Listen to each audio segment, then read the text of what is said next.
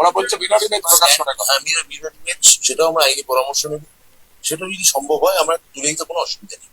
যেটা CBI recover করেছে ওইটা তো। হ্যাঁ, ওখানে 22 লক্ষের আছে। অবশ্যই তুলে দিতে পারি। ওখানে 22 লক্ষ আর এরা কি স্কুলে যাবে বা বেতন কিভাবে বেতন কি পাবে এই নিয়ে আমি তো কোনো কথা বলবো না। এই নিয়ে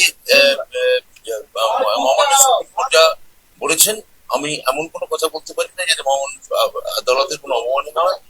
এটা যেরকম আপনারা বুঝতেই পারছেন, আমরা সর্বাত্মকভাবে পিটিশনে যাবো, মহামান্য সুপ্রিম কোর্টের কাছে আবেদন করবো, এসএসসিও করবে, আমরাও করবো। আমার আশা রাখছি যারা বঞ্চিত যোগ্য শিক্ষক তারাও করবেন।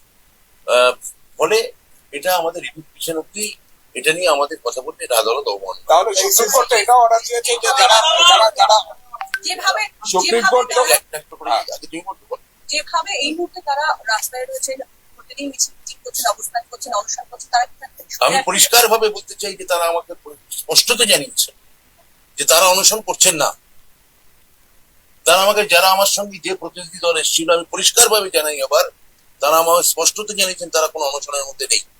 তাদের মধ্যে একটা ছোট অংশ, তাদের মনে হয়েছে তারা রাজনৈতিক ভাবে কোনো না কোনো দলীয় ভাবে যুক্ত, তারা এই অনুসরণ ধর্ণা বা এই ধরনের উত্তেজক পরিস্থিতি তারা প্রভোকেশন করছে।